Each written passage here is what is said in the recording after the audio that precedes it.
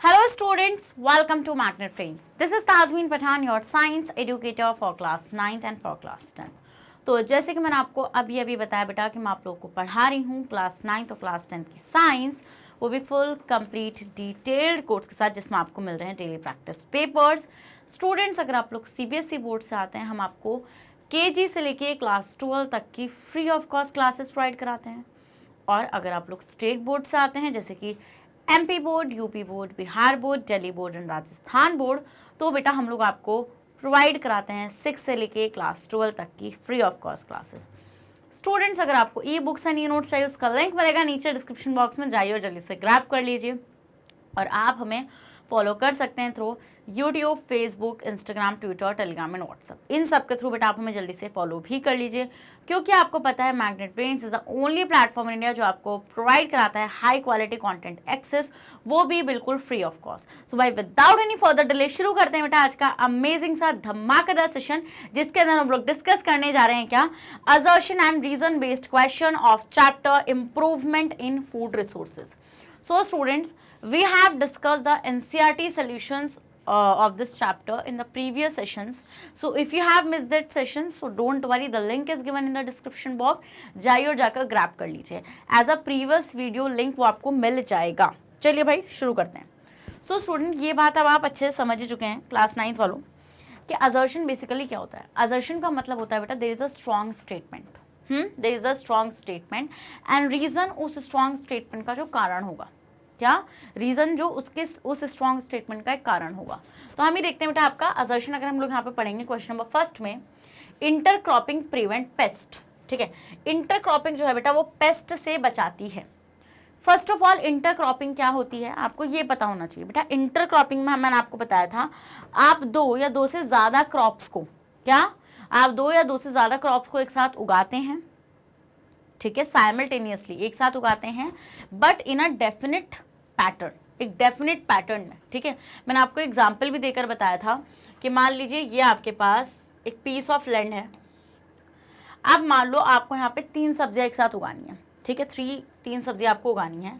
तो आप वो 3 सब्जियाँ कैसे उगाएंगे बेटा? ठीक है, आपने क्या करा, आपने ऐसे लेन्स बना ली एंड उन लेंस में आपने यहाँ पर क्या किया बेटा, गोभी बो दी। ठीक है, यस मैम, यहाँ पर गोभी बो दी। यहाँ पर आपने क्या किया, आपने कोई और सी सब्जी बो दी, जैसे गाजर आपने बो दी यहाँ पे, है ना, यस मैम। यहाँ पर मान लीजिए आपने बो दिया पालक। यहाँ पर आपने क्या बो दिया बेटा, यहाँ पर आपने बो दिया पालक। बोधे नहीं बोधिए, यस मैम। तो मतलब कि आपने क्या किया बेटा, आपने दो या दो से ज़्यादा क्रॉप्स को एक साथ कल्टीवेट किया, एक साथ उगाया, एक साथ ग्रो किया, बट एक डेफिनेट पैटर्न में। इसको हम लोग बोलते हैं बेटा इंटरक्रॉपिंग। तो हम ये देखते हैं बेटा यहाँ पर आपका इंटरक्रॉपिंग के अंदर क्या होता है बेटा, पेस्ट से प्रिवेंशन होता है। बिल्कुल सही बात है ये, ठीक है। अब आप सोचोगे कैसे, देखो ऐसा होता है, पेस्ट आपको पता है ये ऐसे ऑर्गेनिजम्स हैं, ऐसी मतलब कैसे ऐसे जैसे weeds, insects, rodents, fungi, bacteria, mites, जो आपके प्लांट को डिजीज़ लगा रहे हैं बेसिकली। तो अब मान लो आपने एक खेत में एक ही सब्ज़ी उगाई, अब बेसिकली उस पर जो पेस्ट लगा वो हर सब्ज़ी पे लगेगा और सब्ज़ी ख़राब हो जाएगी, होगा या नहीं होगा? Yes ma'am. बट ऐसे अगर आप इंटरक्रॉपिंग पैटर्न को फॉलो करते हैं बेटा, तब हम देखते हैं कि बहुत हद तक आपकी सब्जियों पर अटैक नहीं होता है। मतलब कि मान लो अगर गोभी पे अगर अटैक हुआ भी यहाँ पर, ठीक है, तो हम ये देखेंगे ना सारी फसल आपकी ख़राब नहीं होगी। समझ रहे मेरा पॉइंट? तो बहुत हद तक बेटा ये पेस्ट से बचाता है इंटरक्रॉपिंग। ठीक है, नेक्स्ट आते हैं बेटा, तो अब अगर आप एक ही सब्जी एक टाइम पे उगा रहे हो ना बेटा, तो अगर उस पर कीड़ा लगा तो वो सारी सब्जियों को लगा एंड बेसिकली आपकी सारी सब्जियां खराब हो जाएंगी।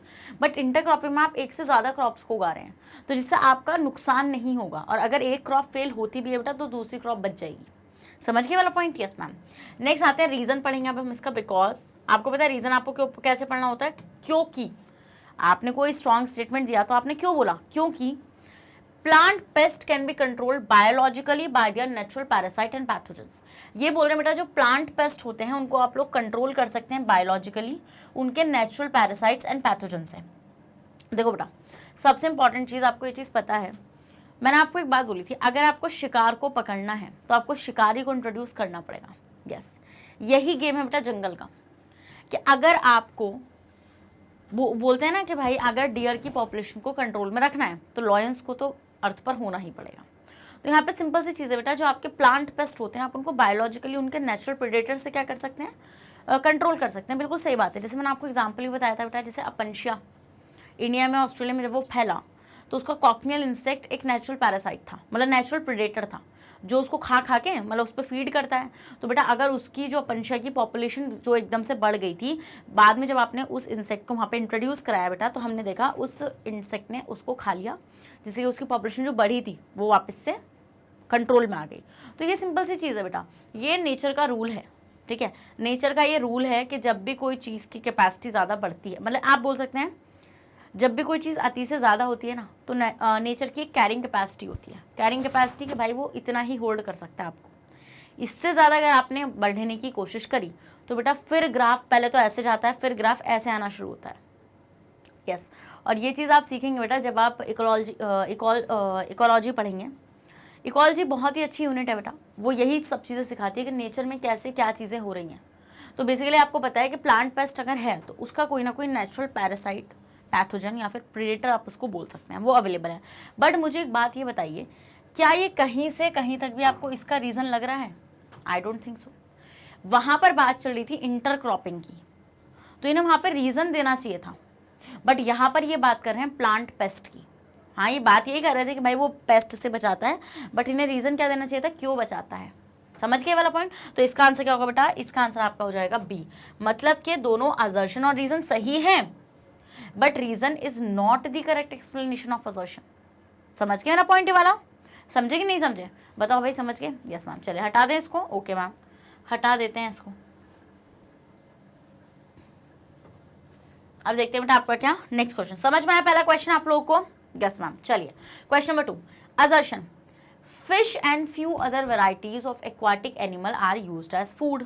ठीक है, आपको ये चीज़ अच्छे से पता है बेटा, फिशेस जो होती हैं या अदर वेराइटीज़ जो होती हैं, सी फूड जो होता है वो फूड की तरह यूज़ की जाती हैं, बिकॉज ये आपका एक अच्छा सोर्स है, मतलब चीप सोर्स है प्रोटीन का। ये बात आप अच्छे से जानते हैं। Yes ma'am, because fish and other varieties of sea food constitute good source of a protein. बिल्कुल सही बात है भाई, अभी जो स्टेटमेंट मैंने बोला वही स्टेटमेंट यहाँ पे लिखा हुआ है। एक तो सस्ती होती हैं, ऊपर से बढ़िया सोर्स है प्रोटीन का। तो इसलिए बेटा हम देखते हैं कि फिशेस को और अदर जो एक्वाटिक वैरायटीज़ होती हैं, सी फूड होता है, उसको हम लोग अपनी डाइट में इंक्लूड करते हैं।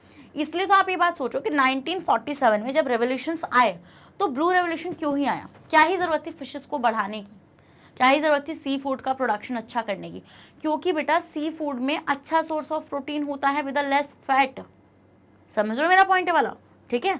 तो इसलिए बेटा हम सी फूड को हमने उस टाइम पे प्रायोरिटाइज किया, हमने ब्लू रेवोल्यूशन चलाया for the fishes and all. समझ गए वाला पॉइंट? यस मैम, जिससे कि हम फिश का और सी फूड का प्रोडक्शन को बढ़ा सकें।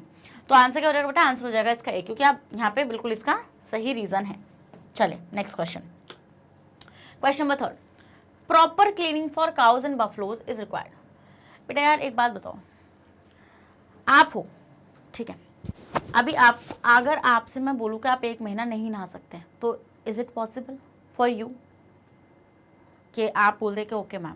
नहीं ना, पॉसिबल ही नहीं है। आप क्या करेंगे? आप बोलेंगे ma'am what is this, we can't live without bathing या we can't live without take a shower, ऐसा आप बोलेंगे ना मुझसे? यस बिल्कुल बोलेंगे। क्यों? Hygienic purpose.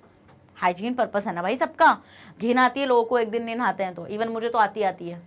तो ये सारी चीज़ें जो हैं बेटा, तो ये तो एक प्रॉपर, तो अगर आप कुछ भी कर रहे हैं, आप चाहे किसी जानवर को ही पाल रहे हैं बेटा, अगर आप उस जानवर को नहीं नहलाओगे, या अगर आप उस जानवर को नहीं नहलाओगे बेटा, तो उसके साथ मतलब उसको बहुत ज़्यादा प्रॉब्लम होगी या नहीं होगी?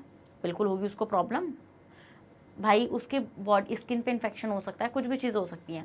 तो अगर आप कैटल फार्मिंग कर रहे हैं और उस कैटल फार्मिंग में जो आप काउज एंड बफलोज को पाल रहे हैं बेटा, ठीक है, तो उन काउज और बफलोज को जब आप पाल रहे हैं तो आपको अच्छे से ये चीज़ का ध्यान रखना है कि आप उनकी प्रॉपर क्लीनिंग करें, जिससे कि वो बीमारियों से बची रहेंगी। ओके, बिकॉज ऐसा क्यों बेटा? Because proper cleaning maintains the health of animal and also help in clean milk production. बेटा as it is line NCERT से उठाइए, यहाँ पे वहाँ पे एक चीज़ लिखी थी बेटा एनसीईआरटी में कि भाई प्रॉपर क्लीनिंग क्यों ज़रूरी होती है किसी भी एनिमल की। तो जो प्रॉपर क्लीनिंग होती है बेटा वो बहुत ज़्यादा ज़रूरी होती है किसी भी एनिमल की, क्योंकि उससे उसकी हेल्थ मेंटेन रहती है, and also clean milk production, और जो मिल्क का प्रोडक्शन होता है बेटा वो बिल्कुल क्लीन होता है। क्या होता है? बढ़िया मिल्क का प्रोडक्शन होता है कि उसको बीमारी नहीं होगी बेटा, बीमारी नहीं होगी तो भाई वो बढ़िया दूध देगी, देगी या नहीं देगी? यस मैम देगी। तो समझ में आया बेटा? ओके, नेक्स्ट आते हैं question number 4। Fungicides act against fungal pathogens because fungicides are not harmful to human beings. देखो जहां पर भी आप ऐसे सुने ना इंसेक्टिसाइड्स, फंजीसाइड्स, अगर आप ये सारी चीजें सुन रहे हैं तो बेसिकली वो उसी चीज को मारने के लिए यूज हो रही है। जैसे आप सुनते हैं ना इंसेक्टिसाइड्स, तो इंसेक्टिसाइड्स का मतलब होता है बेटा इंसेक्ट्स को मारना। किसको? इंसेक्ट्स को मारना। समझ के वाला पॉइंट? Yes ma'am. तो जो आपके फंजीसाइड्स होते हैं बेटा, आपको पता है ये एज अ हम लोग इसको पेस्टिसाइड यूज करते हैं। पेस्टिसाइड में एक फंजीसाइड भी आपका पेस्टिसाइड ही होता है। तो बेसिकली ये फंगल पैथोजेंस को मारता है। फंगल पैथोजेंस, पैथोजेंस क्या होते हैं बेटा? पैथोजेंस होते हैं आपके डिजीज कॉजिंग ऑर्गेनिज्म। क्या होते हैं बेटा आपके? ये आपके होते हैं डिजीज कॉजिंग ऑर्गेनिज्म। इसको लिख लो बेटा, इस डेफिनेशन को, आपके पास नहीं होगी ये डेफिनेशन, ठीक है। तो पैथोजेंस होते हैं आपके डिजीज कॉजिंग ऑर्गेनिज्म, मतलब कि ऐसे ऑर्गेनिजम्स जो बीमारियां फैलाते हैं। तो फंगल पैथोजेंस जो है, मतलब फंगस जब आपकी बीमारी फैला रहा है तो वो आपका फंगल पैथोजन कहलाएगा, ठीक है। सो फंजीसाइड्स इनके अगेंस्ट ही एक्ट करते हैं। क्यों? फिर रीजन देखो इनका, क्योंकि fungicides are not harmful to human beings, ठीक है। तो बेटा इसका आंसर क्या हो जाएगा? असर्शन तो सही है बट रीजन आपका फॉल्स है। अब आप बोल रहे हैं ये हार्मफुल नहीं है ह्यूमन बींग्स के लिए, क्यों भाई? अगर वो फंगल पैथोजेंस को मार रहे हैं तो क्या वो हमारे लिए हार्मफुल नहीं है बेटा? अगर मैंने आपको एक बात बोली थी कि पेस्टिसाइड्स का अगर आप एक्सेस में यूज़ करेंगे तो they are the chemicals, and if they are the chemicals बेटा they can affect our health as well. अब आप एक बात बताओ यार, अगर फर्टिलाइजर्स तो हमें कुछ नहीं कह रहे, हमें ना तो नाइट्रोजन की ज़रूरत है, ना ही हम लोग को फॉस्फोरस की ज़रूरत है, ना ही हमें पोटासियम की ज़रूरत है, ऐसे जैसे फर्टिलाइज़र सॉइल को प्रोवाइड करा रहे हैं फर्टिलाइज़र की फॉर्म में।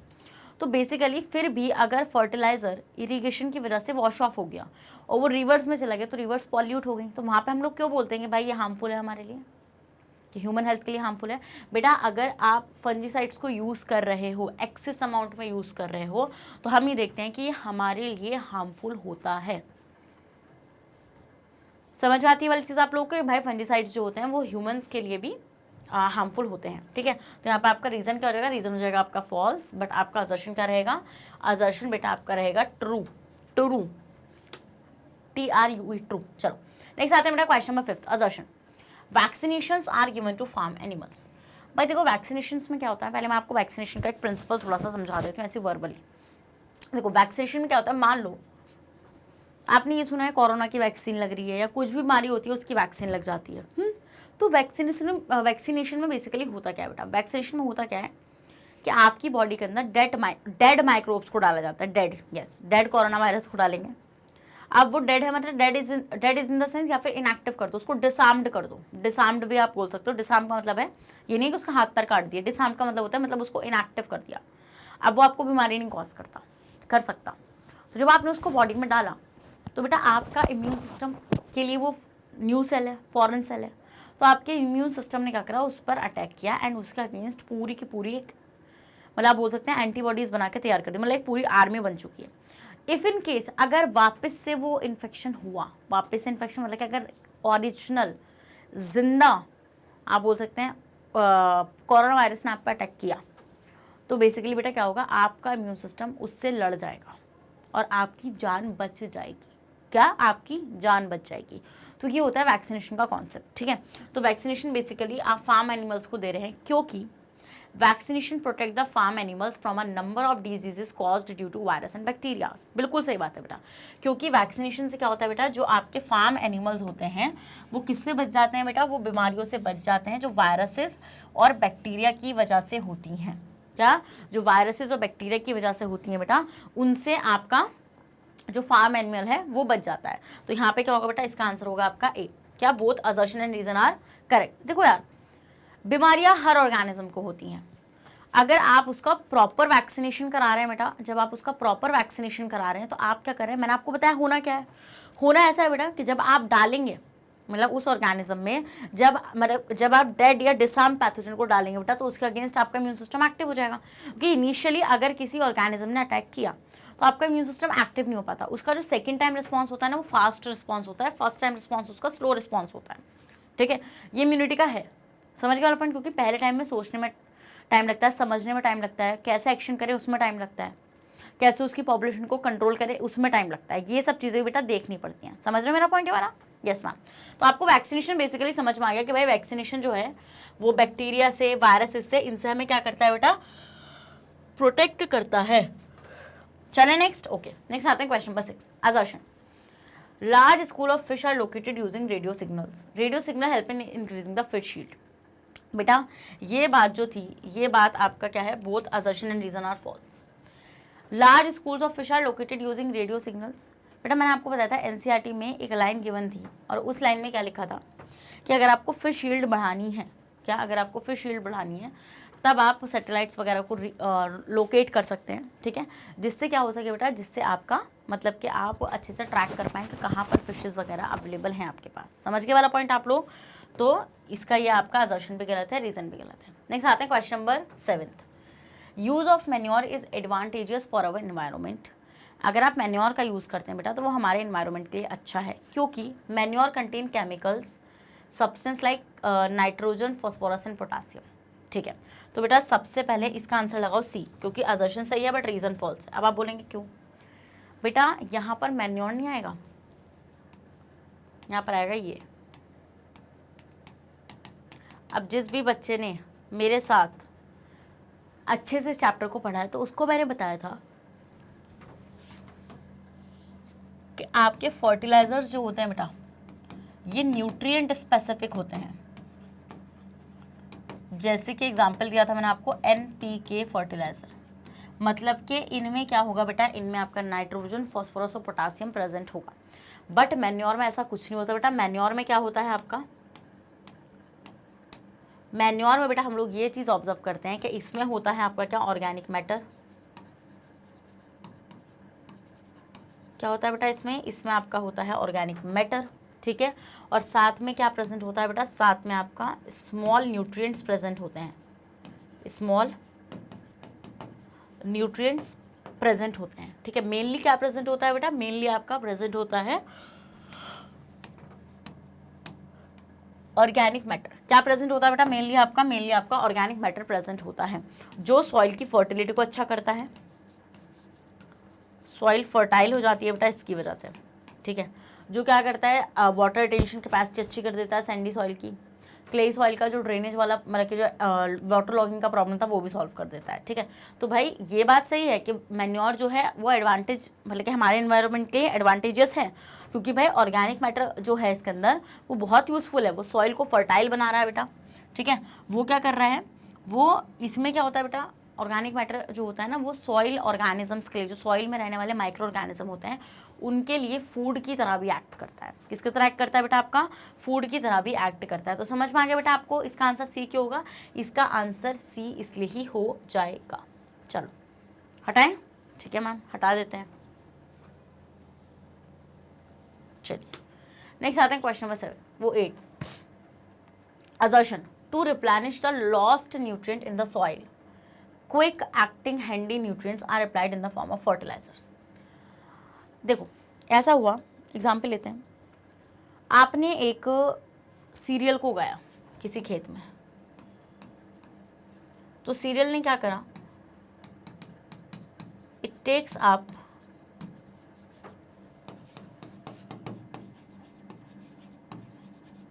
Nitrogen from the soil, nitrogen from the soil. इसने क्या किया बेटा, इसने नाइट्रोजन ले ली सॉइल से। क्या ली इसने नाइट्रोजन ले ली सॉइल से।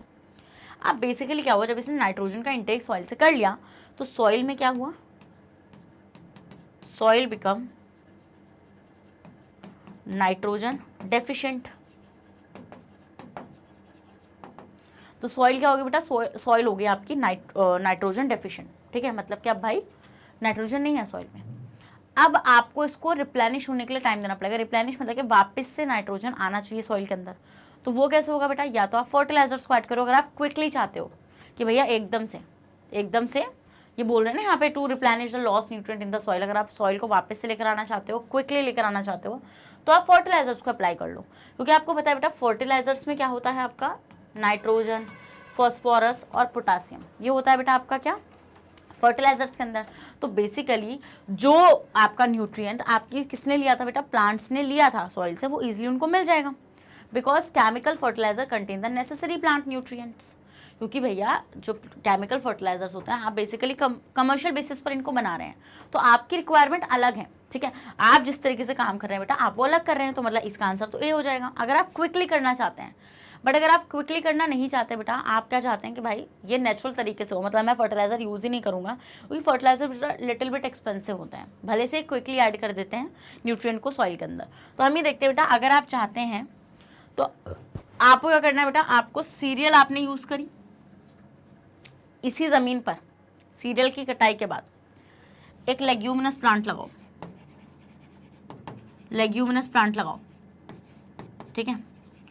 लेग्यूमिनस प्लांट लगाओगे तो होगा क्या बेटा, लेग्यूमिनस प्लांट से ये होगा कि इसकी रूट्स में, क्या इसकी रूट्स में रहता है एक बैक्टीरिया जिसका नाम है बेटा राइजोबियम, राइजोबियम रहता है बेटा। अब ये जो आपका राइजोबियम है बेटा, ये राइजोबियम क्या करता है, fix nitrogen into the soil, into the soil. Soil में नाइट्रोजन को फिक्स करने का काम किसका होता है बेटा, इस राइजोबियम बैक्टीरिया का होता है। तो ये नेचुरल तरीका है। बट अगर आपको क्विकली ऐड करना है किसी भी न्यूट्रिएंट को सॉइल के अंदर, so you can use a fertiliser, क्योंकि फर्टिलाइजर जो होते हैं बेटा आपके, फर्टिलाइजर्स आपके न्यूट्रिएंट स्पेसिफिक होते हैं। क्या बेटा, फर्टिलाइजर्स जो होते हैं वो आपके न्यूट्रिएंट स्पेसिफिक होते हैं। समझ रहे मेरा ये वाला पॉइंट आप लोग? Yes ma'am. तो इसलिए आप ये काम कर सकते हैं, ठीक है। आप इसका स्क्रीनशॉट बेटा ले लीजिए। देखिए, कोई भी कॉन्सेप्ट अगर आप पढ़ रहे हैं तो आपको वो कॉन्सेप्ट डीप में आना चाहिए, ठीक है। आपको पता होना चाहिए उस कॉन्सेप्ट के प्रॉस क्या हैं, उस कॉन्सेप्ट के कॉन्स क्या हैं। मतलब कि जैसे आपने पढ़ा फर्टिलाइजर्स को ऐड करेंगे, बट मान लीजिए आप चाहते हैं कि आप एकदम से ऐड कर दें, मतलब आप एकदम, बट आप देखो आप फर्टिलाइजर भी ऐड कर रहे हो, आपको पता है फर्टिलाइजर ऐड करने के नुकसान भी क्या है ना। Yes ma'am. नेक्स्ट आते हैं question number 9। Honey bees are nuisance to farmers because honey bee destroy the crop to fulfil their nutritional requirement.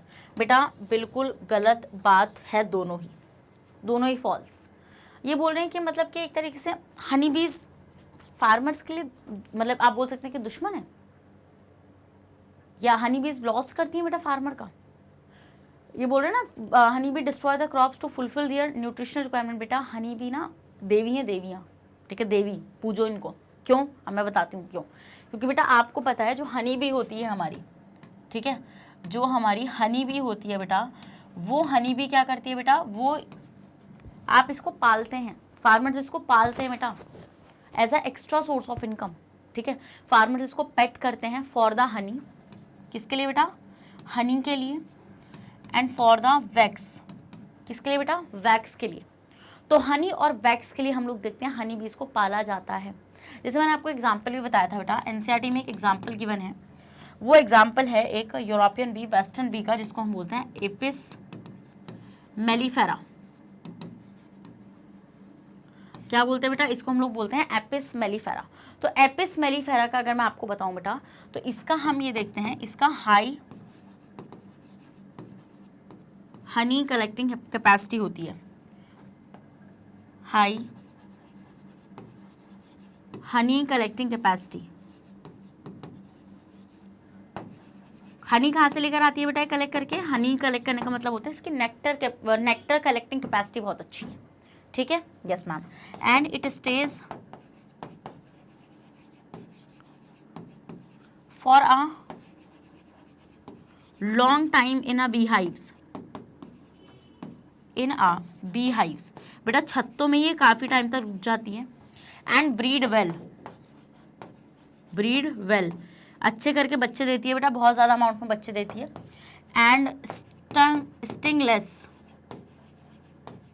मतलब ये कम डंक मारती है, ठीक है, कम डंक मारती है। तो बेटा अगर हनी भी ये काम कर रही हैं, तो आप कैसे इस स्टेटमेंट को सही बोल सकते हैं कि भाई वो फार्मर्स के लिए आप बोल सकते हैं कि बेकार हैं, दुश्मन है, क्योंकि वो उनकी क्रॉप्स को डैमेज करें। बेटा हनी बीज कभी भी क्रॉप्स को डैमेज नहीं करती हैं, उनको दुनियादारी से कोई मतलब नहीं है, उनको मतलब अपने छत्ते में रहना, उनकी अलग ही दुनिया है बेटा, उनकी अलग ही दुनिया चल रही है। आपने देखा भी होगा बचपन में जो कार्टून्स वगैरह आते थे उसमें दिखाया भी जाता था बेटा कि जो आपकी हनी बीज होती हैं उनका अलग से एक छत्ता होता है, उनकी क्वीन होती है, उनमें बहुत सारी बीज काम कर रही होती हैं, है ना। मेल आप बोल सकते हैं मेल हनी बीज होते हैं, ये सच में होता है। हनी बीज की 3 कैटेगरीज होती हैं। एक होती है क्वीन बी जो बच्चे देती है, जो छत्ते पर राज करती है। एक होती है बेटा वर्कर बी जो काम करती है, मतलब छत्ता वही संभालती हैं पूरा, ठीक है। और एक होते हैं ड्रोन्स जो मेल होते हैं, जिनको खाना वाना कुछ वो नहीं करना होता। छत्ते के अराउंड भीख मांगते हुए नजर आते हैं, वो मेल ही होते हैं वहाँ पे, ठीक है। तो ये बहुत ही इंटरेस्टिंग स्टोरी है, बताऊंगी किस दिन, डोंट वरी। चलो, तो बेटा ये स्टेटमेंट बिल्कुल गलत है, क्योंकि हनी बी जो है वो हनी और वैक्स दोनों से इकोनॉमिकली फ़ायदा देती है ह्यूमन को, ठीक है। समझ गए? स्क्रीनशॉट ले लो, चलो ले लो। अच्छा, मैं इसको कितना बड़ा कर सकती हूँ? सोचो, मेरा हाथ इतना सा है, इससे ज़्यादा बड़ा नहीं यार, इससे ज़्यादा बड़ा मुझे नहीं लगता हो पाएगा मुझसे। आप भी सोच रहे यार मैम क्या ही बच्चों वाली हरकत है, आपको क्या ही सुकून मिलता है? बेटा यही मुझे सुकून मिलता है, मेरी ज़िंदगी है बस। चलो, तो आता है assertion, fumigation of the grains using chemicals is done before storage in warehouses, ठीक है। मैम फ्यूमिगेशन क्या होता है? देखो, फ्यूमिगेशन क्या होता है बेटा? फ्यूमिगेशन होता है कि आपको पता है कुछ पेस्ट होते हैं, इंसेक्ट्स होते हैं जो लग जाते हैं स्टोरेज के टाइम पे ग्रेन्स में। तो बेसिकली बेटा ये ऐसे केमिकल्स होते हैं जो मॉइस्चर वगैरह के साथ रिएक्शन करके फ्यूम्स बनाते हैं, टॉक्सिक फ्यूम्स।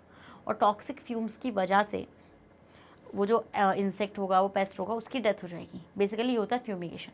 तो हम इनको क्या करते हैं बेटा, इसको हम लोग स्टोरेज, जब हम ग्रेन को स्टोर करते हैं उस टाइम पे हम लोग फ्यूमिगेशन करते हैं, जिससे कि वहाँ पे क्या होता है बेटा कि हम लोग फ्यूमिगेशंस डालेंगे, वो मॉइस्चर से रिएक्ट करके टॉक्सिक फ्यूम्स को प्रोड्यूस करेगा। इफ़ इन केस अगर कोई इंसेक्ट या कोई पेस्ट आता है तो वो उन टॉक्सिक फ्यूम की वजह से मर जाएगा। समझ में आता है इतना पॉइंट? Yes ma'am. तो ये बोल रहे हैं fumigation of the grains using chemicals is done before storage in warehouses. बेटा जनरली ये बात सही है, ठीक है, जनरली ये बात बिल्कुल सही है, because fumigation gives a nice colour to the grains. बेटा ये बात बिल्कुल गलत है कि फ्यूमिगेशन से ग्रेन्स को कलर मिलता है। ग्रेन्स के कलर के साथ फ्यूमिगेशन का कोई रोल नहीं है। फ्यूमिगेशन बेटा एक पेस्ट कंट्रोल मैनेजमेंट के अंदर मैथड आता है, ठीक है। क्या आपका जो आपका पेस्ट कंट्रोल मैनेजमेंट था बेटा, उसके अंदर आपका ये एक मेथड है जिसको लिखा हुआ है फ्यूमिगेशन। तो फ्यूमिगेशन जो है बेटा ये आपका बहुत ही वाइडली यूज़ करे जाने वाला मेथड होता है, ज़्यादातर लोग इसको यूज़ करते हैं, ठीक है। क्योंकि इससे क्या होगा भाई, आपने एक बार फ्यूमिगेंट डाल दिया, फ्यूमिगेंट क्या होगा बेटा, वो केमिकल्स जो आप यूज़ कर रहे हैं फॉर द फ्यूमिगेशन पर्पसेस, आपने एक बार फ्यूमिगेंट डाल दिया, अब वो सॉलिड लिक्विड गैस कुछ भी हो सकता है बेटा, बाद में वो वॉलेटाइज हो जाएगा। वॉलेटाइज मतलब कि वो वेपर्स में कन्वर्ट हो जाएगा, मॉइस्चर से रिएक्शन करेगा, देन अल्टीमेटली वहाँ से टॉक्सिक फ्यूम्स बनेंगी। और उन टॉक्सिक फ्यूम्स की वजह से हम लोग ये चीज़ ऑब्जर्व करेंगे बेटा कि उस इंसेक्ट की, उस पेस्ट की क्या हो जाएगी बेटा, आपकी डेथ हो जाएगी। तो ये बहुत ही वाइडली यूज़ करे जाने वाला मैथड होता है बेटा, जो फार्मर्स यूज़ करते हैं। समझ में आया इतना पॉइंट आप लोगों को? आया कि नहीं आया? जल्दी से बेटा इतने का स्क्रीनशॉट ले लो जल्दी से, इतने का स्क्रीनशॉट ले लिया भाई। चलो नेक्स्ट क्वेश्चन देखते हैं। मज़ा आ रहा है या नहीं आ रहा है? आ रहा है मैम, बढ़िया चल रहा है सीजन, क्या ही करें। चलो नेक्स्ट आते हैं, paddy is grown in rainy season. अब paddy is a kharif crop. बेटा ये बोल रहे हैं कि पैडी जो होता है आपका वो रेनी सीजन में उगाया जाता है। पैडी आपका क्या है? पैडी आपका खारिफ क्रॉप है, ठीक है। ये बात बिल्कुल सही है। बेटा क्या इसका रीज़न है? एक बात बताओ, देखो आपको मैंने 2 टाइप की क्रॉप्स पढ़ाई हैं, या पता है ना आप लोगों को ये बात? यस मैम, पता है नहीं पता है? आपको मैंने 2 टाइप की क्रॉप्स पढ़ाई हैं बेटा। एक होती है आपकी क्या, राबी क्रॉप, और एक होती है बेटा आपकी खारिफ क्रॉप। पढ़ाई तो मैंने आपको जेड क्रॉप भी है, एक मैंने आपको जेड क्रॉप पढ़ाई है। Yes ma'am. हम ये देखते हैं बेटा जो आपकी राबी क्रॉप होती है ये आपकी विंटर क्रॉप होती है, और ये जो होती है बेटा खारिफ क्रॉप ये आपकी आप बोल सकते हैं समर या फिर रेनी क्रॉप होती है, या फिर रेनी क्रॉप आपकी होती है। ये पॉइंट आपको समझ में आता है बेटा? पैडी क्या होता है? पैडी होता है चावल, राइस, ठीक है। तो राइस को हम लोग बेटा रेनी सीजन में उगाते हैं, ठीक है। बिकॉज देखो रेनी, मैंने आपको एक चीज़ बोली थी बेटा, मैंने आपको क्या चीज़ बोली थी? मैंने आपको ये चीज़ बोली थी कि आपका जो इंडिया का एग्रीकल्चर है, ठीक है, वो रेनफेड एग्रीकल्चर है। रेनफेड एग्रीकल्चर का मतलब क्या होता है बेटा कि वाटर सप्लाई के लिए जो आपके फार्मर्स हैं वो किस पर डिपेंड है बेटा? वो बारिश पर डिपेंड करते हैं। किस पर है? मतलब वो रिलाय किस पर हो चुके हैं बेटा? वो रिलाय हो चुके हैं बारिश पर। तो जब वो बारिश पर बेटा आपके रिलाय हो जाते हैं ना, तो हम लोग वहाँ पे ये चीज़ ऑब्जर्व करते हैं कि भाई जो क्रॉप्स, तो कुछ क्रॉप्स ऐसी हैं बेटा जिनको वाटर रिक्वायरमेंट ज़्यादा होती है, तो उनको मानसून में उगाया जाता है, मतलब कि उनको रेनी सीजन में उगाया जाता है। समझ लो मेरा पॉइंट है वाला। तो रीज़न ये देना चाहिए था, ये नहीं कि वो खारिफ क्रॉप है। हाँ भैया हमें पता है वो खारिफ क्रॉप है, but this is not a correct reason, ठीक है। असर्शन रीज़न दोनों सही है। चलिए नेक्स्ट आते हैं 12th।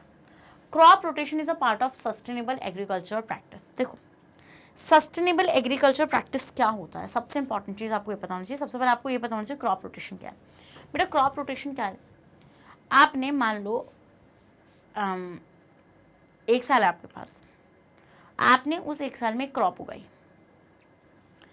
अब आपने क्या किया, आपने उसी साल में मान लो वो क्रॉप 6 महीने की थी, मतलब 6 महीने में वो उग के बढ़िया करके तैयार वैयार होकर आपने हार्वेस्टिंग उसकी कर दी, मार्केट में बेच दी, बढ़िया पैसा भी कमा लिया। अब आपने क्या करा, आपने दोबारा से आपको कोई क्रॉप लगानी थी, तो आपने सेम क्रॉप नहीं लगाई, यही नहीं करना, ठीक है। आपको सेम क्रॉप नहीं लगानी है। आपको क्या करना है बेटा, अगर आपने मान लो गोभी उगाई, फिर गोभी को मार्केट में बेचा, अब आपको नेक्स्ट टाइम में क्या करना है बेटा, आपको गोभी नहीं उगानी, आपको कोई और सब्जी उगानी। मान लो आप पालक उगा लो, आप गाजर उगा लो, ये होता है क्रॉप रोटेशन। अब इससे फ़ायदा क्या होता है, इससे फ़ायदा होता है बेटा मिनरल रिप्लेनिशमेंट, न्यूट्रिएंट रिप्लेनिशमेंट आप इसको बोल सकते हैं, ठीक है। न्यूट्रिएंट रिप्लेनिशमेंट क्या बेटा, न्यूट्रिएंट रिप्लेनिशमेंट का मतलब है कि भाई जो न्यूट्रिएंट उस सब्जी ने यूज़ किया था, समझो मेरा पॉइंट, जो न्यूट्रिएंट उस सब्जी ने बेटा यूज़ किया था, मेरा पॉइंट समझ रहे हो ना, वो अब न्यूट्रिएंट, मतलब अगर आपने दूसरी सब्जी लगाई है तो बेसिकली जो न्यूट्रिएंट वो सब्जी यूज़ करके ले गई, तो अब वो न्यूट्रिएंट की कमी हो गई सॉइल के अंदर। तो अब आपको फर्टिलाइज़र यूज़ नहीं करना है, क्योंकि भाई ज़्यादा ख़राब हो जाता है ज़्यादा फर्टिलाइजर्स यूज़ करने से, जब तक आपको बहुत ज़्यादा नीड ना हो। तो बेटा हम ये देखते हैं कि अब आपने क्या करा, आपने दूसरी सब्जी उगाई जिसका न्यूट्रिएंट इनटेक अलग था। इतना पॉइंट समझ में आ रहा है? यस मैम, इतना पॉइंट तो हमें समझ में आ ही रहा है कि भाई उनका न्यूट्रिएंट इनटेक अलग था। तो अब बेसिकली हम लोग यहाँ पे क्या देखते हैं बेटा कि भाई सस्टेनेबल एग्रीकल्चर प्रैक्टिस क्या होती है। सस्टेनेबल एग्रीकल्चर प्रैक्टिस होती है कि भैया अपने आप तो यूज़ कर ही रहे हो, दूसरों के लिए भी छोड़ दो। सस्टेनेबल का मतलब क्या होता है, सस्टेनेबल का मतलब होता है बेटा अपनी रिक्वायरमेंट्स भी फुलफिल हो और फ्यूचर नीड्स का भी ध्यान रखा जाए। This is called sustainable. सबसे सिंपल लैंग्वेज में यही हम सस्टेनेबल का मतलब होता है। Reason, crop rotation help in maintaining the soil fertility, कि भाई जो आपका क्रॉप रोटेशन होता है बेटा वो सॉइल फर्टिलिटी को मेंटेन रखता है। बिल्कुल सही बात है बेटा, यही तो सस्टेनेबल मैनेजमेंट है। सस्टेनेबल मैनेजमेंट बेसिकली क्या है कि आप अपनी खुद की नीड्स को भी फुलफिल कर रहे हो और आप अपनी फ्यूचर नीड्स का भी ध्यान रख रहे हो। सस्टेनेबल एग्रीकल्चर प्रैक्टिस का मतलब ये है बेटा, ऐसा नहीं है कि आपको सिर्फ एक ही फसल उगानी है उस जगह, आपको मल्टीपल फसलें उगानी है वहाँ पे। तो आपकी सॉइल की फर्टिलिटी नहीं जानी चाहिए, मतलब सॉइल फर्टाइल रहनी चाहिए, बंजर नहीं होनी चाहिए। अगर ज़मीन बंजर हो गई, अगर ज़मीन बेटा क्या हो जाएगी, अगर ज़मीन बंजर हो जाएगी तो बेसिकली वो ज़मीन तो हमारे किसी काम की नहीं रहेगी, वो ज़मीन हमारे किसी काम की नहीं रहेगी। और अगर वो ज़मीन बेटा हमारे किसी काम की नहीं रहेगी तो क्या ही फ़ायदा फिर कुछ करके? कोई फ़ायदा है कुछ करके? नहीं मैम, कोई फ़ायदा नहीं है कुछ करके, ठीक है। तो हम ये देखते हैं बेटा कि क्रॉप रोटेशन से क्या होता है, सॉइल फर्टिलिटी क्यों बनी हुई है बेटा, सॉइल फर्टिलिटी बनी हुई है क्योंकि आप डिफरेंट क्रॉप्स को यूज़ कर रहे हो, उनका न्यूट्रिएंट इनटेक अलग है, ठीक है। सॉइल डैमेज नहीं हो रही है आपकी, क्या बेटा, सॉइल आपकी डैमेज नहीं हो रही है। नेक्स्ट आते हैं बेटा आपका question number 13, intercropping increase the productivity on an agriculture land because same fertilisers and pesticide can be use for different variety of crop. बेटा देखो रीज़न तो कहीं से कहीं तक मैच नहीं खा रहा असर्शन से। ये बोल रहे हैं आप सेम फर्टिलाइजर और पेस्टिसाइड को यूज़ कर सकते हो डिफरेंट वैराइटीज़ ऑफ क्रॉप्स के लिए, ठीक है। तो बेटा इसका आंसर क्या हो जाएगा, इसका आंसर हो जाएगा सी। भाई सेम फर्टिलाइजर कैसे यूज़ कर लोगे डिफरेंट वैरायटी ऑफ क्रॉप के लिए, एक बात बताओ मुझे, और सेम पेस्टिसाइड कैसे यूज़ कर लोगे? चलो पहले असर्शन में बात करते हैं, फिर बात करती हूँ रीज़न। असर्शन ये बोल रहे हैं इंटरक्रॉपिंग से क्या होता है कि एग्रीकल्चर लैंड की प्रोडक्टिविटी बढ़ जाती है, फॉर श्योर। क्योंकि बेटा हम लोग ये देखते हैं कि इंटरक्रॉपिंग में पर एकड़ के हिसाब से प्रोडक्शन बढ़ता है। मतलब कि मेरा कहने का तात्पर्य ऐसा है बेटा कि इंटरक्रॉपिंग कुछ इस तरीके से होती है, होती नहीं होती? Yes ma'am. तो पर यूनिट एरिया पर आपका प्रोडक्शन बढ़ गया, क्या? पर यूनिट एरिया पर जितना आपके पास एरिया था उस पर यूनिट एरिया पर आपका प्रोडक्शन इंक्रीज हो गया, आपकी प्रोडक्टिविटी बढ़ गई उस क्रॉप की। समझ में आता है वाला पॉइंट आप लोग को? तो ये पॉइंट बिल्कुल सही है बेटा कि इंटरक्रॉपिंग जो होता है वो प्रोडक्टिविटी को बढ़ा देता है एग्रीकल्चरल लैंड पे। और पहली बात तो आपको डिफरेंट वैरायटीज़ एक साथ मिल रही होती हैं और पर यूनिट एरिया में आप अच्छी प्रोडक्शन ले लेते हैं। अब चलो असर्शन सही है। अब रीज़न देखो इन्होंने क्या बोला है, रीज़न बोल रहे हैं same fertilisers and pesticide can be use for different variety of crops. बेटा ये डिफरेंट वैरायटी ऑफ क्रॉप जहाँ पे लिखा है ना, उसकी वजह से स्टेटमेंट पूरा गलत हो गया। अब देखो क्यों यार, एक बात बताओ मुझे, मान लो एक क्रॉप है जिसको नाइट्रोजन चाहिए। आपको ये चीज़ अच्छे से पता है बेटा कि आपके जो फर्टिलाइजर्स होते हैं, बेटा ये न्यूट्रिएंट स्पेसिफिक होते हैं। क्या होते हैं बेटा आपके? ये आपके होते हैं न्यूट्रिएंट स्पेसिफिक। तो न्यूट्रिएंट स्पेसिफिक मतलब कि जैसे आपका क्या, नाइट्रोजन वाले फर्टिलाइजर्स अलग होंगे, फॉस्फोरस वाले फर्टिलाइजर्स अलग होंगे, पोटासियम वाले फर्टिलाइजर्स अलग होंगे, जैसी भी प्लांट की रिक्वायरमेंट होगी, तो अब एक बात बताओ यार, मान लो एक क्रॉप वैरायटी आप यूज़ कर रहे हो, जिस क्रॉप वैरायटी का नाइट्रोजन इंटेक ज़्यादा है, उसका पोटासियम और फॉस्फेट इंटेक इतना है ही नहीं ज़्यादा, ठीक है। तो आप डिफरेंट वैरायटीज़ को सेम फर्टिलाइजर कैसे प्रोवाइड करोगे जब वो होते ही न्यूट्रिएंट स्पेसिफिक हैं? वो बनाए ही इसलिए गए हैं कि भैया क्रॉप्स की डिफरेंट नीड्स होती हैं, तो उन डिफरेंट नीड्स को फुलफिल किया जा सके। समझ रहे हो मेरा पॉइंट? चलो, पेस्टिसाइड्स क्या होते हैं बेटा? जो इंसेक्ट्स, रॉडेंट्स, फंजाई, ये माइट्स, ये सब चीज़ें लग जाती हैं, इनको मारने के लिए पेस्टिसाइड का यूज़ किया जाता है। जैसे कि आपके इंसेक्टिसाइड्स, भाई इसमें तो कैटेगरीज इतनी है, इसमें कैटेगरीज है बेटा आपका इंसेक्टिसाइड, आपका फंजीसाइड्स, ये कैटेगरीज नहीं आ गई। तो फंजीसाइड तो फंगल को ही मारेगा, फंगल पैथोजन को, इंसेक्टिसाइड तो इंसेक्ट को ही मारेगा। तो डिफरेंट क्रॉप वैरायटी, मान लो एक को तो प्रॉब्लम हो रही है इंसेक्ट से, एक को प्रॉब्लम हो रही है फंगस से, कैसे आप सेम पेस्टिसाइड को यूज़ कर लोगे उन दो वैरायटीज़ के लिए? नहीं कर सकते। तो मतलब कि बेटा इसका आंसर क्या हो जाएगा? इसका आंसर हो जाएगा आपका सी, कि भाई असर्शन तो सही है बट रीज़न फॉल्स है। तो ऐसे क्वेश्चन को डील करते टाइम ना बेटा कुछ चीज़ों का ध्यान रखा करो, ठीक है, कुछ चीज़ों का ध्यान रखा करो, सोचा करो कि यार ऐसा क्यों ही होगा, ठीक है। स्क्रीनशॉट आप ले सकते थे।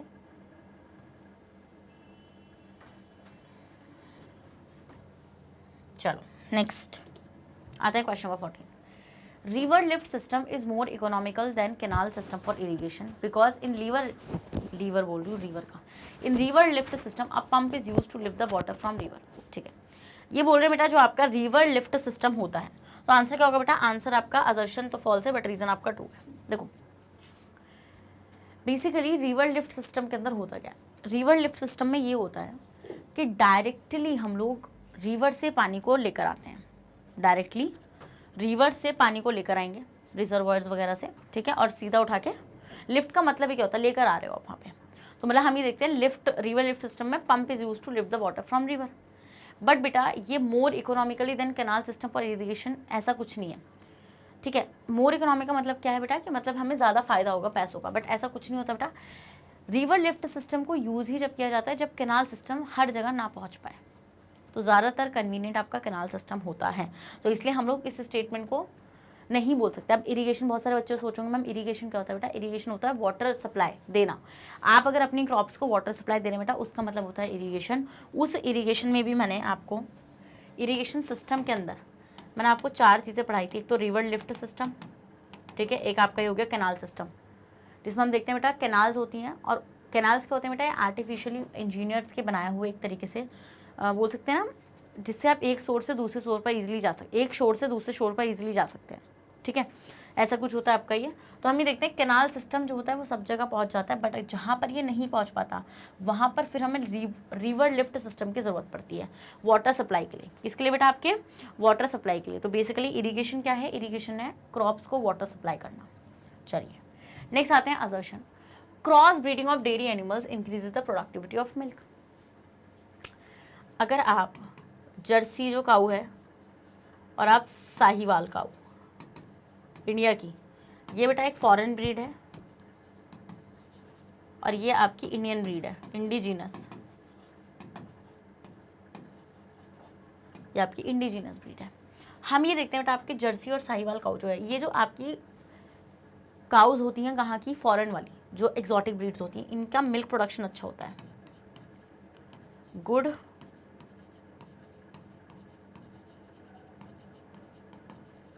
मिल्क प्रोडक्शन होता है बेटा इनका। और जो आपकी साहिवाल काऊ होती है बेटा, ठीक है, मतलब जो इंडियन काउज होती है, ये good resistant shows good resistance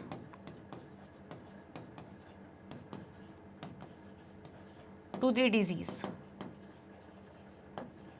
ये करती है बेटा ये डिजीज को गुड रेजिस्टेंस, मतलब कि अच्छी तरीके से रेजिस्ट कर पाती हैं। तो बेसिकली बेटा इसका ये कैरेक्टर बहुत अच्छा है, इसका ये कैरेक्टर बहुत अच्छा है और इसका ये कैरेक्टर बहुत अच्छा है। इन दोनों को एक ही उसमें लेकर आओ, ठीक है, और आपको यहाँ से क्या मिलेगी बेटा? आपको यहाँ से मिल जाएगा एक हाइब्रिड।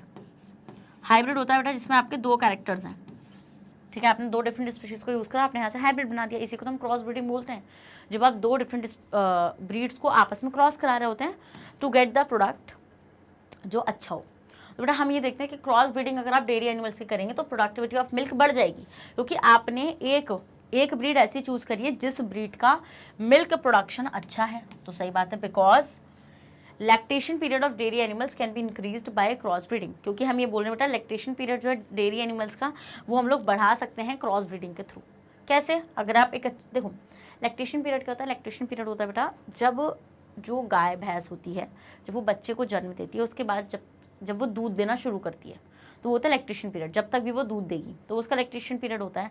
हम ये देखते हैं एक्सोटिक ब्रीड्स का लैक्टेशन पीरियड अच्छा होता है, तो क्रॉस ब्रीडिंग कराने से हमने क्या करा बेटा, हमने वो जो लैक्टेशन पीरियड था उस एक्सोटिक ब्रीड का उसको कंसिडर किया, और जब बेटा हमने उसको कंसिडर किया तो हमने यहाँ पे क्या चीज़ ऑब्जर्व करी कि भाई हमने इस बात का फ़ायदा उठा लिया और फ़ायदा उठा के एक न्यू ब्रीड तैयार कर लिया जिसका मिल्क प्रोडक्शन बढ़िया था। स्क्रीनशॉट ले लो बेटा, ये सब नोट्स में लिखते जाना, ये सब नोट्स में लिखते जाना। चलो नेक्स्ट क्वेश्चन, नेक्स्ट आते हैं बेटा क्वेश्चन नंबर 16 और देखते हैं क्वेश्चन नंबर 16 क्या है। Assertion, composite fish culture involves the cultivation of different varieties of fish having a same feeding habits. बेटा एनसीईआरटी से क्वेश्चन है। कंपोजिट फिशिंग में क्या होता है, मैंने आपको क्या बताया था कि बेसिकली आपकी जो कंपोजिट फिशिंग होती है, क्या बेटा, जो आपकी कंपोजिट फिशिंग होती है इसमें हम लोग क्या करते हैं बेटा, इसमें हम लोग क्या करते हैं 4 से लेकर 5, ठीक है। अब देखो याद कर लेना, कंपोजिट फिशिंग के अंदर 4 से लेकर 5 डिफरेंट स्पीशीज़ को यूज़ किया जाता है, ठीक है। मतलब कि फिशेस की जो आपकी जो डिफरेंट स्पीशीज़ होती है उनको यूज़ किया जाता है। 4-5 different species of fish is used जो आपस में कॉम्पीट ना करें, they should not compete with each other, not compete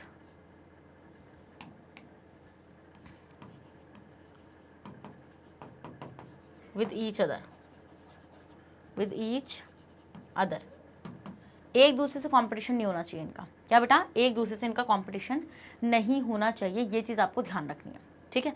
वरना कभी एक दूसरे को मतलब मार के खा जाए, मतलब कि सेम रिसोर्स के लिए, फॉर सेम रिसोर्स मतलब कि सेम फूड। तो हम लोग कंपोजिट फिशिंग का फ़ायदा ही होता है कि जब आप कंपोजिट फिशिंग करते हो ना तो पता है होता क्या होता, ये है कंपोजिट फिशिंग के अंदर कि भाई आपका जो क्या होता है, मतलब कि जो पॉन्ड में आप इनको पाल रहे हो उस पॉन्ड में जितना भी फूड होता है ना सब यूज़ हो जाता है। यस, एवरीथिंग सब यूज़ रहता है। समझ रहे हो मेरा पॉइंट वाला? यस मैम, ये चीज़ हम लोग समझ रहे हैं कि भाई सारा फूड यहाँ पे यूज़ रहेगा because different varieties of fish utilise different areas of the same pond for their feed, ठीक है। तो बेटा आपका यहाँ पे क्या हो जाएगा, असर्शन तो फॉल्स है बट रीज़न आपका ट्रू है, क्योंकि इन्होंने बोला है same feeding habits. Composite fishing में कभी भी आपको सेम फीडिंग हैबिट्स की फिशेज नहीं लेनी है बेटा, ये पॉइंट इसलिए मैंने वहाँ पे लिखा हुआ है कि 4-5 डिफरेंट स्पीशीज़ लो, कभी भी वो सेम फीड के लिए कॉम्पीट ना करें, मतलब उनकी फूड हैबिट्स डिफरेंट होनी चाहिए, as simple as that. 4-5 fishes लो और उनकी फूड हैबिट्स अलग लो, क्योंकि बेटा ऐसे क्या होगा, ऐसे कि जब आप कंपोजिट फिशिंग करोगे ना तो पॉन्ड में जितना भी फूड है वो सब यूज रहेगा। जैसे आपको पता है बेटा कुछ होती हैं सरफेस फीडर्स, कुछ होती हैं मिडल जोन फीडर्स, कुछ होती हैं आपकी क्या मतलब के बॉटम फीडर्स, कुछ होती हैं बेटा आपकी सीवीड फीडर्स। तो इससे पॉन्ड में हर एक वैरायटी का फूड यूज़ हो गया। मैंने बोला था एनसीईआरटी का बहुत इंपॉर्टेंट पैराग्राफ है कंपोजिट फिशिंग, बहुत इंपॉर्टेंट बेटा। मैं कसम से ऑफलाइन में पेपर सेट करूँ ना, मैं इतना तगड़ा पेपर सेट करूँगा ना उससे, मैं तो ज़रूर दूंगी उस टॉपिक को, मुझे पता है ना, मैं तो ज़रूर देने वाली हूँ बेटा उस टॉपिक को। समझ रहे हो मेरा पॉइंट? स्क्रीनशॉट में, अरे भैया जल्दी से स्क्रीनशॉट ले लो। पढ़ाई में मज़ा आ रहा है नहीं आ रहा, बताओ ज़रा मुझे। चलो भाई सब छोड़ो, ये बताओ पढ़ाई में मज़ा आ रहा है नहीं आ रहा है? आ रहा है, आना चाहिए, नहीं आना चाहिए तो बेटा मैम तो है आपकी। चलिए तो हम लोग आगे बढ़ जाते हैं। भाई देखो जितना अच्छे से हम करा पाएंगे हम उतना अच्छे से कराएंगे। देख रहे हो लाइनें वाइनें कैसे खिंच रही हैं, कैसे हो रहा है ये, देख रहे हो कैसे हो गया ये, ओहो बढ़िया। चलो नेक्स्ट आते हैं question number 17। Assertion, integrated farming is a part of sustainable agriculture practices. Integrated farming में क्या होता है बेटा, आप फार्मिंग के साथ साथ और चीज़ें भी लेकर आ जाते हो, जैसे कि animal husbandry, poultry, fish, bee keeping, ये सारी चीज़ें। Because sometimes fish is cultured in paddy field along with the cultivation of the rice crop. बेटा ये आपका आंसर बी होगा। एक बात बताओ, बात चल रही थी इंटीग्रेटेड फार्मिंग की, तो integrated farming sustainable manage agriculture practice का बहुत इंपॉर्टेंट हम बोल सकते हैं पार्ट है। क्यों? बेसिकली होता क्या है सस्टेनेबल एग्रीकल्चर प्रैक्टिसेस के अंदर कि आप अपनी नीड्स को भी पूरा करेंगे, फ्यूचर नीड्स को भी देखेंगे। ऐसा नहीं है कि अपना आप ही कर लेंगे सारी चीज़ें। तो बेटा सिर्फ और सिर्फ फूड प्रोडक्शन को ही बढ़ाना, वो भी सिर्फ फूड ग्रेन्स के प्रोडक्शन को बढ़ाना सफिशिएंट नहीं था। इसलिए हम लोगों को पिक्चर में इंट्रोड्यूस करना पड़ा मिल्क, एग, मीट, इन सब के प्रोडक्शन को भी बढ़ाना चाहिए। तो इंटीग्रेटेड फार्मिंग के अंदर सारी चीज़ों का, भैया आपने बोला एनिमल हस्बेंड्री भी लियो, बी कीपिंग भी लियो, आप पोल्ट्री भी लियो, है ना, आप फिश कल्चर भी लियो, सब कुछ लियो, तो ये हो जाएगा। सही बात है। नेक्स्ट आता है रीज़न ये बोल रहे हैं कि कभी कभी बेटा जो आपकी फ़िश होती हैं वो पैडी फील्ड में कल्चर की जाती हैं, ठीक है, with the cultivation of a rice crop. तो हम ही देखते हैं बेटा बिल्कुल सही बात है, बट ये इसका कोई रीज़न नहीं है, ये एनसीईआरटी का पूरा स्टेटमेंट था। चलिए नेक्स्ट आते हैं बेटा question number 18। Protein and fat rich food should be provided to broiler chickens. अब ये ब्रॉयलर चिकन्स क्या होते हैं? देखो पोल्ट्री में एक टॉपिक पढ़ाया था कि आप जो वैराइटीज़ यूज़ करेंगे, एक होंगी आपकी ब्रॉयलर्स और एक होंगी बेटा आपकी लेयर्स। तो पोल्ट्री क्या होता है बेटा? पोल्ट्री होता है जब आप पक्षियों को पालते हैं for the meat and for the egg production. तो लेयर जो होती हैं ये वो फीमेल्स होती हैं जो अंडे देती हैं, एग लेइंग जो अंडे देंगे। और ब्रॉयलर्स जो होंगे बेटा ये मीट के लिए तैयार किए जाते हैं, फॉर मीट। तो हम ये देखते हैं बेटा कि ब्रॉयलर्स और लेयर्स की जो फीडिंग डाइट मतलब फीड होता है वो अलग होता है। मतलब कि ऐसे नहीं है कि दोनों सेम ही खाना खा रहे हैं। भाई पास्ता बना है वाइट सॉस पास्ता, ये दोनों खाएंगे। अब आप बोलेंगे मैम आपको शर्म नहीं आती? नहीं आती मुझे शर्म, मैं क्या करूँ? अब मैं मुंह में आपके पानी लेकर आ रही हूँ, आई नो, बट वीडियो कोई छोड़ के नहीं जाएगा, सेशन कोई छोड़ के नहीं जाएगा। पहले सेशन होगा, उसके बाद व्हाइट सॉस पास्ता खाओगे और मुझे भी पार्सल कराओगे, ठीक है। अब मैं बोलूँगा एड्रेस दे दो, वो मैं दूंगी नहीं, कोई नहीं, खुद ही खा लो मेरे बदले का। चलो, तो लेयर्स आपको समझ में आ गया, एगलिंग होते हैं, ब्रॉयलर्स होते हैं। तो बेसिकली बेटा जो आपके ब्रॉयलर्स होते हैं भैया, उनकी बॉडी बनवाओ यार, मीट प्रोडक्शन के लिए यूज़ कर रहे हो। तो मैंने आपको ये चीज़ बताया था बेटा, इनकी जो आपको डाइट का ध्यान रखना है कि भाई आपका जो डाइट है प्रोटीन रिच इनकी डाइट होनी चाहिए, ठीक है, और एडिक्वेट फैट उसके अंदर प्रेजेंट होना चाहिए। Next, broiler chicken is grown up to provide eggs. बेटा एग्स कहाँ से प्रोवाइड करा रहे हैं? ये एग्स का कब से प्रोवाइड कराने लगे? तो लेयर्स क्या करेंगे? लेयर्स बैठ के देखेंगे, ओह अच्छा तुम अंडे भी देने लगे हो, अच्छा मीट के लिए भी तैयार करे जा रहे हो। तो लेयर्स कहते हैं भाई मेरा क्या ही काम है यहाँ पे, मैं क्या ही करूँगा, है ना। तो ये नहीं करते हैं बेटा। ब्रॉयलर जो होते हैं वो मीट के लिए यूज़ किए जाते हैं, ये अंडे देने का काम लेयर्स का है, ठीक है। ये कहते हैं अंडे तुम दो, हमें कोई मतलब नहीं है अंडे पंडों से तुम्हारे। समझ में आया वाला पॉइंट आप लोगों को? तो बेटा ब्रॉयलर्स और लेयर्स की डाइट में ही बहुत फ़र्क होता है। लेयर्स को क्या चाहिए होता है बेटा? लेयर्स को एक अच्छा amount of space and light वगैरह चाहिए होता है, ठीक है। और बेसिकली ब्रॉयलर्स को आप मीट के लिए यूज़ करो तो बेटा उनका प्रोटीन सोर्स अच्छा होना चाहिए, मतलब आपको उनको प्रोटीन रिच डाइट देनी है, ठीक है। और आपको बेटा एडिक्वेट अमाउंट ऑफ फैट उनकी डाइट में प्रोवाइड कराना है। चलिए भाई, चलिए नेक्स्ट आता है क्वेश्चन नंबर 19। अरे क्या हो गया? Our natural resources are damage due to human activities. बिल्कुल सही बात है बेटा, हमारे करे हुए कांड हमें तो भरने पड़ेंगे। ये जो हमारी हरकतें हैं, उन हरकतों के बाद हमारे नेचुरल रिसोर्सेज ख़राब हो रहे हैं। एक बहुत तगड़ा मैंने आपको एग्जांपल दिया था, अगर याद हो तो। याद है? मैंने आपको डोडो बर्ड के बारे में बताया था, याद आ रहा है? हाँ याद तो आ रहा होगा। उस डोडो बर्ड के बारे में मैंने आपको ये बताया था कि बेसिकली हम लोग इतने लालची हैं ना, वो बेचारी वो स्टूपिड बर्ड था, वो इतना फ्रेंडली था ह्यूमन के साथ कि उसको मारा गया, उसको ओवर एक्सप्लॉइट किया गया, फिर भी उसको समझ में नहीं आया कि उसके साथ क्या हो गया। तो ऐसे ही है ह्यूमन, क्या ही कर सकते। मैं भी ह्यूमन हूँ, मैं तो चाह रही हूँ मास एक्सटेंशन हो जाए, सब दुनिया खत्म हो जाए, खत्म करो सब कुछ, ठीक है, क्या ही ज़रूरत है। तो बेटा हमारे नेचुरल रिसोर्सेज जो हैं वो डैमेज हो रहे हैं हमारी ह्यूमन एक्टिविटीज़, हमारी हरकतों की वजह से, because our natural resources damage by greenhouse effect. बेटा ग्रीन हाउस इफेक्ट की वजह से भी ये हो रहे हैं बेटा। तो बट एक आपका रीज़न यहाँ पे फॉल्स हो जाएगा, ठीक है। हमारा असर्शन यहाँ पे सही है और आपका रीज़न क्या है बेटा? रीज़न आपका यहाँ पर गलत है। समझ में आता है वाला पॉइंट आप लोगों को? देखो ग्रीन हाउस इफेक्ट में जो गैसेज आपकी प्रोड्यूस हो रही हैं, हाँ आप ये बोल सकते हैं कि ग्रीन हाउस गैसेज ज़्यादा हार्मफुल हैं। अब आप बोलेंगे ग्रीन हाउस गैस क्या है? देखो ग्रीन हाउस गैस क्या है, सिर्फ और सिर्फ ग्रीन हाउस से नहीं हो रहा हमारा नेचुरल सिस्टम ख़राब, ये नहीं बोल सकते आप, ठीक है। ह्यूमन एक्टिविटीज़ से ज़्यादा हमारी हरकतें इतनी ख़राब हो चुकी हैं, उससे ज़्यादा हो रहा है बेटा। ऐसे हमने व्हीकल्स पे व्हीकल खरीदे जा रहे हैं, एक व्हीकल खड़ा है दूसरा भी तुम्हें लेकर आना है, क्यों? क्या ज़रूरत है? और ग्रीड में फ़र्क नहीं समझ में आता, क्यों करना है? तो बेटा ग्रीन हाउस गैसेस में जो गैसेस होती हैं वो अफेक्ट करती हैं, वो टेम्परेचर को बढ़ा रही हैं अर्थ के, जिसकी वजह से ग्लोबल वार्मिंग हो रही है बेटा। और ग्लेशियर्स पिघल रहे हैं और इवन एक दिन बाढ़ आएगी और सब खत्म हो जाएगा, ऐसा मुझे लगता है। बट मेरे लगने से कुछ नहीं होता है। मैं जो चाह रही हूँ ऐसा थोड़ी है कि सब कुछ हो रहा है वो मेरे चाहने से। कोई भी बच्चा मुझे क्रिटिसाइज़ नहीं करेगा यहाँ पे, मैम आप तो हमें चाह रही हैं कि बस हम तो बस अभी खत्म हो जाए। बेटा मैं भी तो हूँ साथ में तुम लोगों के। हाँ, अगर कुछ ऐसा होता है तो मैं भी तो निपटूंगी ना फिर। चलो, तो स्टूडेंट सिर्फ ग्रीन हाउस इफेक्ट से आपके नेचुरल रिसोर्सेज डैमेज नहीं हो रहे हैं। हमारे नेचुरल रिसोर्सेज डैमेज हो रहे हैं मल्टीपल फैक्टर्स के थ्रू, ठीक है, जिसमें ह्यूमन एक्टिविटी सबसे बड़ा रोल है। ह्यूमन एक्टिविटी बोलते हैं ना, ह्यूमंस के हाथ सबसे ज़्यादा इस कार्य में अपनी क्या दे रहे हैं, क्या बोलते हैं उसको हिंदी में, याद नहीं आ रहा ज़रा मुझे, ठीक है, ज़्यादा एफर्ट्स लगा रहे हैं लोग। अजर्शन, different type of crop required different photo periods. बेटा फोटो पीरियड्स क्या होता है, सबसे पहले जिन बच्चों का भी बेटा फोटो पीरियड्स होता है कि आपकी क्रॉप को कितनी लाइट चाहिए, इतना याद रखो। फ्लावरिंग के लिए उसको कितनी लाइट की ज़रूरत होती है, सनलाइट की रिक्वायरमेंट। अब आप बोलेंगे सनलाइट की क्यों रिक्वायरमेंट है? बेटा आपने फोटोसिंथेसिस नहीं सुना? बिल्कुल सुना है मैम। फोटो का मतलब होता है लाइट, सिंथेसिस का मतलब होता है बनना। लाइट की प्रेजेंस में अगर कोई चीज़ बन रही है, हाँ, लाइट की प्रेजेंस में अगर कोई चीज़ बन रही है बेटा, इसी को तो हम लोग बोलते हैं फोटोसिंथेसिस। तो हम ये देखते हैं बेटा, CO2 पकड़ के लाओ एटमॉस्फेयर से, वाटर पकड़ के लाओ बेटा रूट से, है ना, यस मैम। सनलाइट पकड़ के लाओ बेटा सन से। क्या कर रही हूँ मैं ये? अरे ये क्या हो रहा था? ये कुछ भी हो जाता है मेरे बोर्ड को। सनलाइट, ठीक है, पकड़ के लाओ क्लोरोफिल को। कहाँ गया ये क्लोरोफिल? पकड़ा गया, ठीक है, क्लोरोफिल पकड़ा गया आपका। तो अब ये बनाएंगे सब मिलके, आपस में इनकी करामात रहेगी C6H12O6 और साथ में ऑक्सीजन गैस। तो बेसिकली बेटा ये ना हो तो ये नहीं होगा, सनलाइट असेंशियल, ठीक है। तो हम ये देखते हैं बेटा फोटो पीरियड्स का मतलब क्या होता है, ड्यूरेशन ऑफ सनलाइट, ठीक है। तो आंसर क्या हो जाएगा बेटा? आंसर हो जाएगा इसका बी। तो इसका रीज़न ये करेक्ट नहीं है, क्योंकि इसका रीज़न ये होना चाहिए था कि भाई कुछ क्रॉप्स जो होती हैं उनको कम लाइट चाहिए होती है, कुछ क्रॉप्स जो होती हैं उनको ज़्यादा लाइट चाहिए होती है। नेक्स्ट वाले रीज़न में तो फोटो पीरियड का मतलब ही बता रहे हैं ना, तो मतलब कि this is not the correct explanation. Photo periods मैंने आपको बता दिया बेटा, ड्यूरेशन ऑफ सनलाइट, ठीक है। मतलब कि किसी, देखो दो टाइप के प्लांट्स होते हैं, ऐसे सुन लो वर्बली, एक होते हैं लॉन्ग डे प्लांट्स बेटा, एक होते हैं शॉर्ट डे प्लांट्स। तो basically long day short day, ma'am क्या ही सीन चला रखा है लॉन्ग डे शॉर्ट डे का। बेटा long day short day plants का मतलब क्या होता है, कुछ प्लांट्स होते हैं जिनको ज़्यादा समय तक लाइट चाहिए होती है।